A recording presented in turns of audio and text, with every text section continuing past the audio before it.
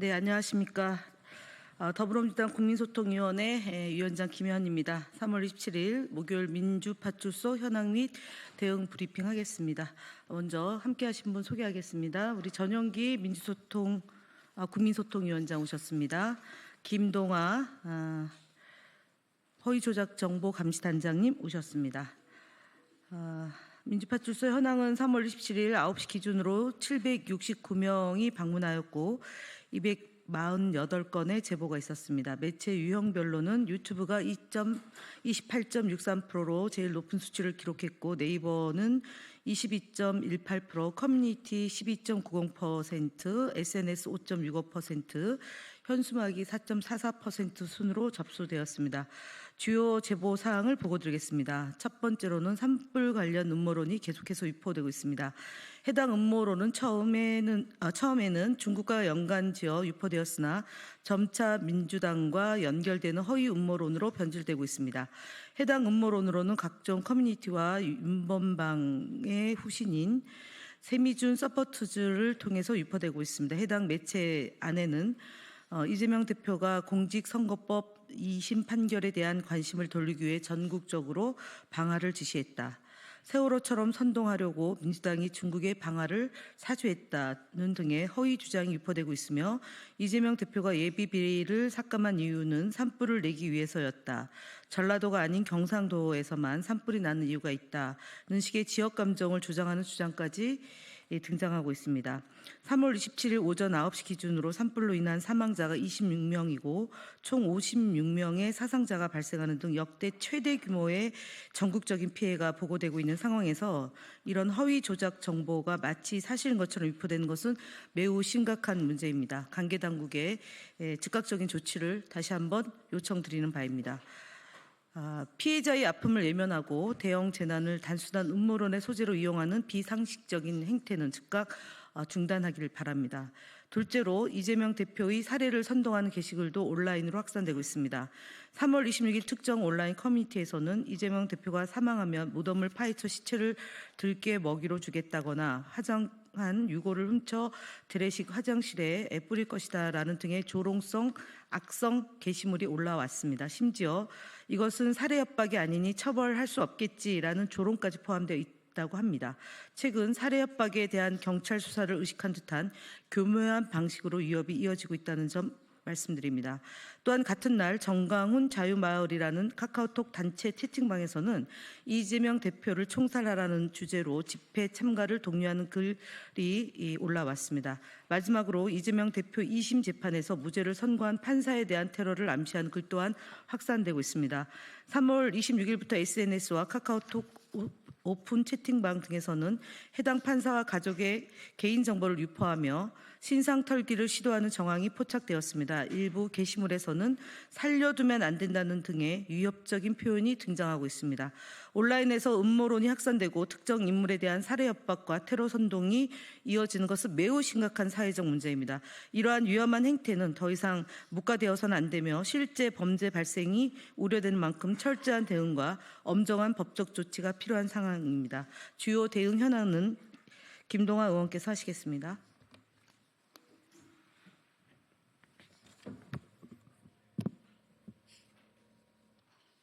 네, 주요 대응 현황 말씀드리겠습니다. 자유일보의 모욕성 기사를 언중위에 제소하였습니다. 언론은 막대한 영향력을 지닌 만큼 윤리적, 도덕적 책임을 함께 져야 합니다. 그러나 자유일보는 이재명 대표를 향해 극우 커뮤니티에서 사용하는 모욕적인 표현을 기사 제목에 그대로 사용함으로써 언론으로서의 가치를 스스로 훼손했을 뿐만 아니라 한 개인의 인격을 심각하게 침해했습니다. 이에 우리는 언론중재위원회에 해당 보도를 제소하였으며 자유일보가 언론으로서의 최소한의 기본과 책임을 갖출 것을 강력히 촉구합니다. 다음 유튜브 채널 뉴스피드에 대한 대응 보고 드립니다. 유튜브 채널 뉴스피드는 더불어민주당을 포함한 정치 관련 허위 사실을 기반으로 한 쇼츠 영상을 479개를 제작, 유포한 것으로 확인되었습니다. 이 채널은 AI를 활용해 자극적이고 사실과 다른 내용을 우분별하게 퍼뜨리며 상업적 수익을 노린 행태를 보이고 있습니다.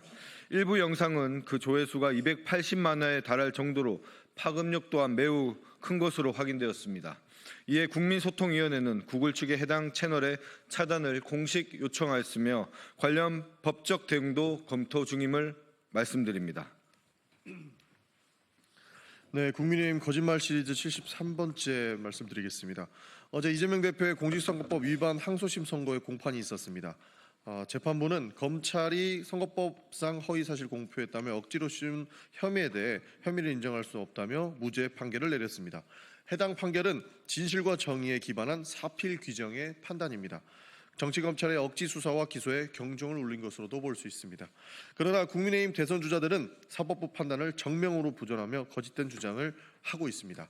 항소심 판단이 나오자마자 한동훈 전 대표는 이 판결대로면 대한민국은 모든 선거에서 어떤 거짓말도 죄가 되지 않습니다. 이 판결은 정치인에게 주는 거짓말 면허증입니다. 라고 주장했고, 오세훈 서울시장도 대선 주자가 선거에서 중대한 거짓말을 했는데 죄가 아니라면 그 사회는 바로 설 수 없습니다. 라고 언급했습니다.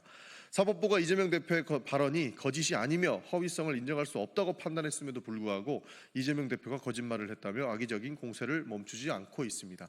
불과 며칠 전에 권성동 원내대표도 2심 재판부의 판결을 승복하라며 이야기했는데 본인들은 또 승복하지 않고 있는 모습을 보이고 있습니다. 정치검찰과 결탁해서 무리한 정치 공채를 일삼는 것에 대해 반성하기는커녕 여전히 이재명 죽이기, 이재명 악마에만 골몰 하고 있습니다. 국민의힘은 사법부 판단에 승복하고 과거의 잘못된 행태에 대해 반성해야 합니다. 그리고 한 가지만 더 말씀드리겠습니다.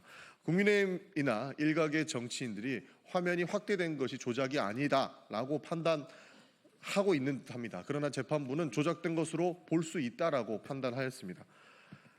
그렇게 주장하시는 분들에게 이 유명한 일러스트를 소개해드리고 싶습니다. 이렇게 화면이 단순히 확대되고 이것을 충분히 조작된 사례로도 사용할 수 있음을 이 일러스트에서는 단번에 보여줍니다. 그렇기 때문에 이 해당 문제를 가만히 둘 수는 없는 것이고, 나쁜 정치를 일삼는 선동꾼들에게는 사소해 보일지 몰라도 심각한 왜곡을 갖고 올 수 있다는 점도 일러스트는 보여주고 있습니다.